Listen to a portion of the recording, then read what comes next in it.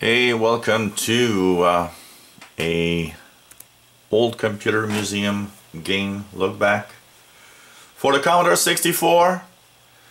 This is a game called Letter Goddesses of Phobos, and it's made by Infocom in 1986, and a solid gold edition came out in 1988.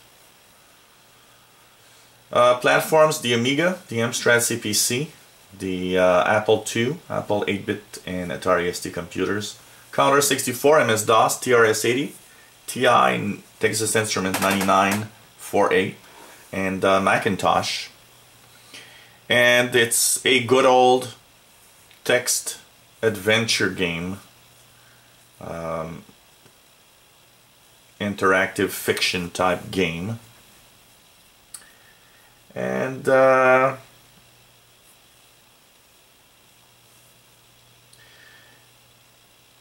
it's basically what we call a sex farce, or a kind of a Leisure Suit Larry, if you know the kind, which tends to go through a little sexy type game, but with a little side that's for still a little adventure, but with a little sexy type theme to it, I would say. And it does feature selectable naughtiness levels ranging from tame to load, and it was one of the first top selling Infocom titles that was released in solid gold versions. Game begins in Upper Sandusky, Ohio in 1936, and it's presented in the matter of a science fiction serial of that time. Letter Goddesses of Phobos are finalizing their plan of the invasion of Earth. Player character has been abducted by the Letter Goddesses for the final testing of the plan, in which will enslave all of humanity. Unless this nefarious plan is stopped, the Earth will be turned into these twisted vixens' pleasure dome. Despite the player's possible motives, this outcome is considered unfavorable.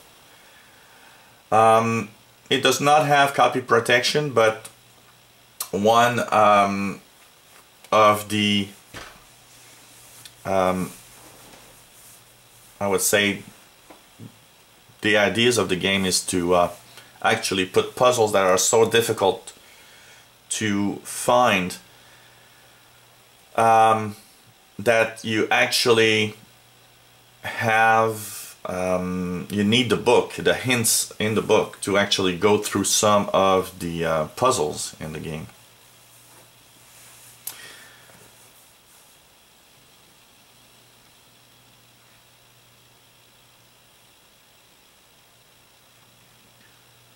So it's basically more of a text adventure with a sexy twist to it, in which you enter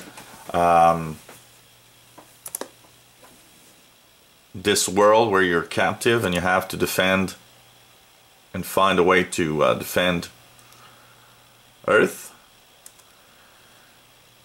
from this abduction. And so like every type of game, you try to go through it by issuing commands, text commands.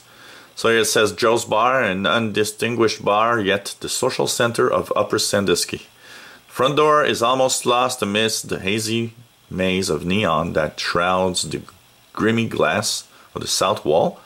Doors marked ladies and gents lead respectively northeast and northwest.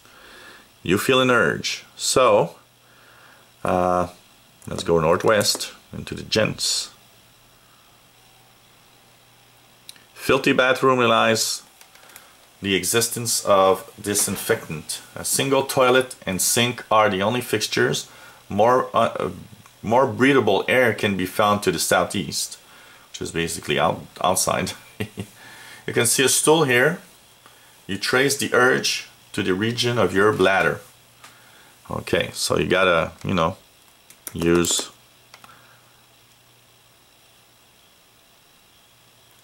stool, or use, yeah, you can use stool and see what it does, but whatever. You'll have to be more specific about how you want to use the stool. Operating at far below normal speed, your mind begins to conclude that it would be best at this point to use the bathroom. Yeah, of course, use bathroom. There we go.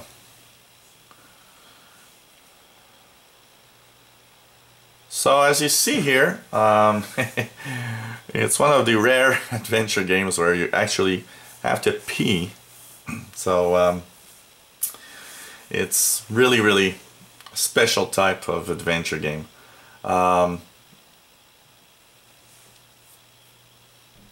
not played much of it. I've read a little bit on the web about what people think of it and what scores some magazines gave. Apart from the fact that it's really a text adventure and that you really have to use a lot of your mind, the little comical situations that arise from this sex type adventure game is kind of can be a little funny.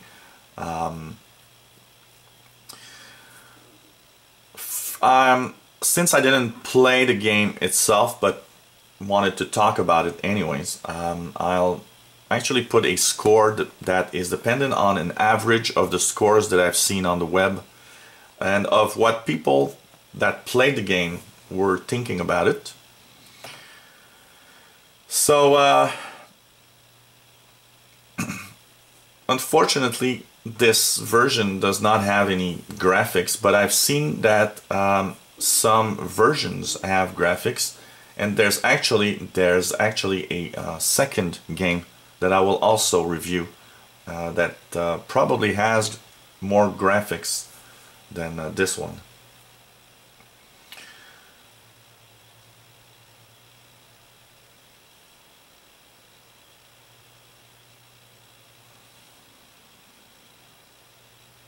By the way, this is now considered abandonware, so it's really technically free whatever version you pick up. It's really abandoned, so there's technically no copyright really to it.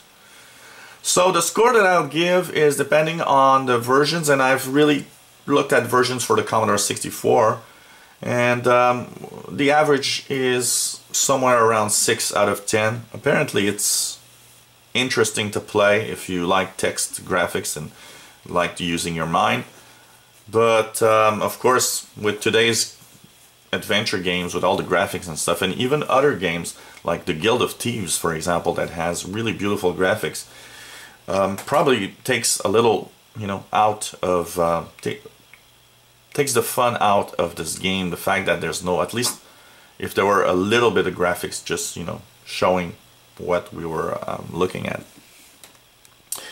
So we'll issue a command here. Sometimes we'll see stuff, but this doesn't work here, you see. So